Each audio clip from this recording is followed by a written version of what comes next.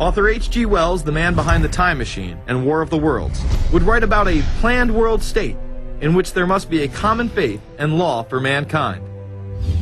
In 1939, he would publish a full book on the matter called The New World Order. Wells again has a similar vision, stating that national individualism has to go and that sovereign states must end. He then goes on to write, in the great struggle to evoke westernized world socialism, contemporary governments may vanish. Perhaps his most chilling prediction is that countless people will hate the New World Order, be rendered unhappy by frustration and their passions and ambitions through its advent, and will die protesting against it. Many of them quite gallant and graceful-looking people. Collectivism is that concept where individuals are considered to be discardable, and that the group is more important, and that the ultimate group, of course, is the state. And so it boils down eventually to the fact that the state is the all-important unit of society, and citizens exist only to serve the state. Other men of prominence would also promote a New World Order during the 1960s, including industrialist and former New York Governor Nelson Rockefeller. These are some of the reasons pressing us to lead vigorously towards the true building of a New World Order. Rockefeller would also become vice president under Gerald Ford. Religious leader Pope Paul VI, delegates to international organizations, public officials, gentlemen of the press, teachers and educators, all of you must realize that you have your part to play in the construction of a New World Order. As well as former President Richard Nixon.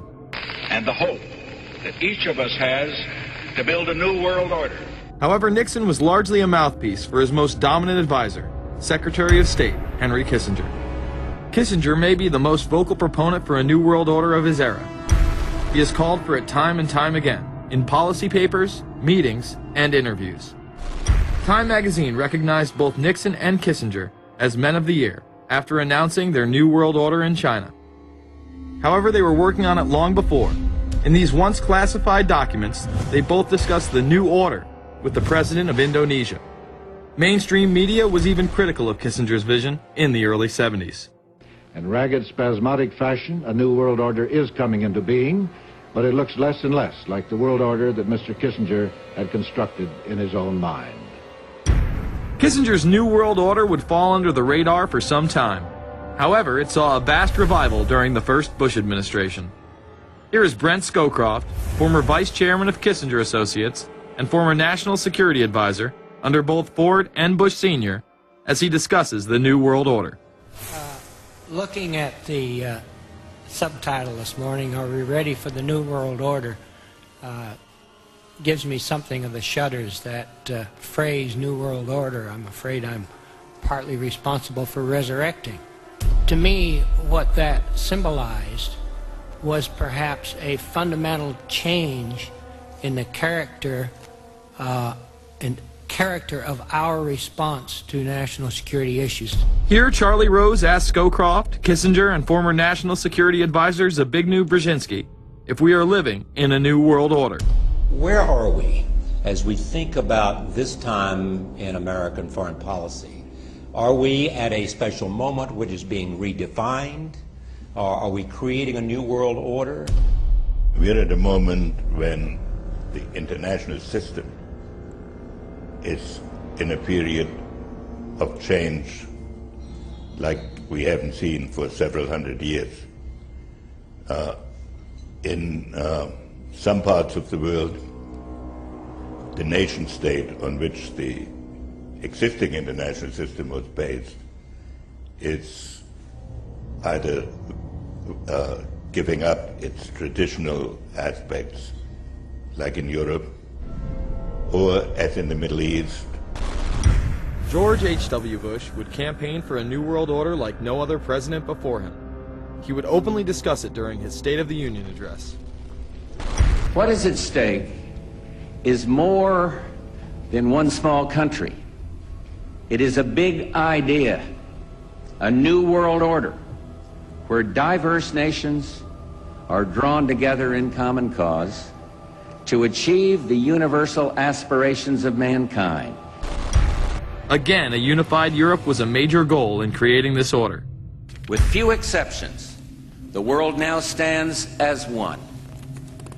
A year and a half ago, in Germany, I said that our goal was a Europe whole and free. Tonight, Germany is united. Europe has become whole and free. The world can therefore seize this opportunity to fulfill the long-held promise of a new world order. We can find meaning and reward by serving some higher purpose than ourselves.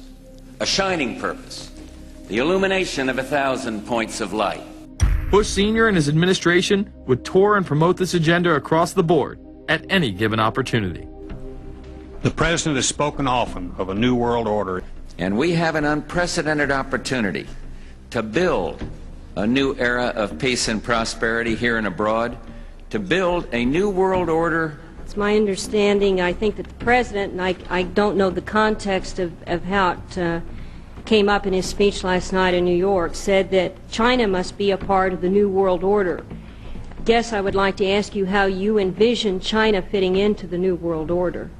It is a country that we are going to have relationships with by virtue of its geopolitical importance. American officials say breaking down regional and national barriers to the flow of goods and services would represent a spectacular benefit to economies around the world. We are building a new world order. Bush would actually make a commencement address at Maxwell Air Force Base declaring the birth of this order. And that's why I wanted to speak to you today about the new world taking shape around us, about the prospects for a new world order now within our reach. In the coming weeks, I'll be talking in some detail about the possibility of a new world order emerging after the Cold War. But today, I want to discuss another aspect of that order. You see, as the Cold War drew to an end, we saw the possibilities of a new order in which nations work together. It refers to new ways of working with other nations to deter aggression and to achieve stability. As old threats recede, new threats emerge. The quest for the new world order is in part a challenge to keep the dangers of disorder at bay. We must build on the successes of Desert Storm to give new shape and momentum to this new world order. Only when this transformation is complete will we be able to take full measure of the opportunities presented by this new and evolving world order. The new world order really is a tool for addressing a new world of possibilities. This order gains its mission and shape not just from shared interests, but from shared ideals. After the Gulf War had ended, Bush was so obsessed with the idea of a new world order that he had a series of Glocks imprinted with the term that he would give to members of his administration, including Colin Powell, Brent Scowcroft, Dick Cheney, and General Norman Schwarzkopf. Cheney would even approve policy papers regarding the New World Order. Defense Secretary Dick Cheney has approved a revised draft of a policy document on the New World Order. The Pentagon is backing off a controversial earlier draft and has abandoned a one superpower strategy. The final document puts more emphasis on international alliances and organizations. This would become an unprecedented time period for people all over the globe to discuss at length what the New World Order meant to them. People within the media.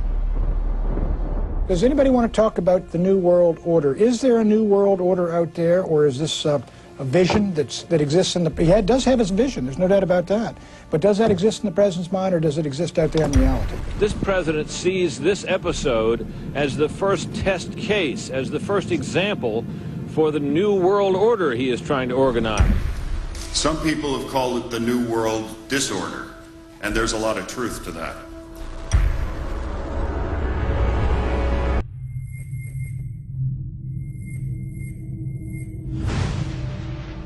University and institutional chairs. I mean, we're talking a new world order at Georgetown.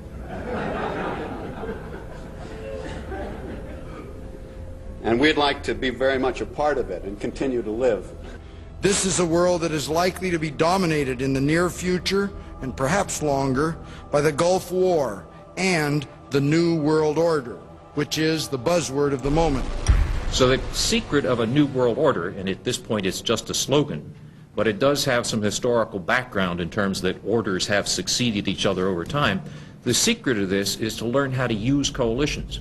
We are effective in the United Nations. People within government. George Bush has invoked a new world order without enunciating a new American purpose. The president has still failed to articulate clear goals for our nation's foreign policy in this new age. Is more important, and that the ultimate group, of course, is the state.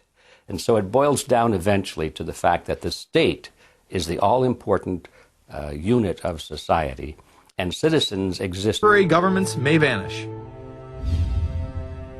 Perhaps his most chilling prediction is that countless people will hate the New World Order, be rendered unhappy by frustration and their passions and ambitions through its advent, and will die. Author H.G. Wells, the man behind The Time Machine and War of the Worlds, would write about a planned world state in which there must be a common faith and law for mankind. In 1939, he would publish a full book on protesting against it. Many of them quite gallant and graceful-looking people. Collectivism is that concept where individuals are considered to be discardable, and that the group in the matter called the New World Order. Wells again has a similar vision, stating that national individualism has to go, and that sovereign states must end. He then goes on to write, in the great struggle to evoke westernized world socialism, contemporary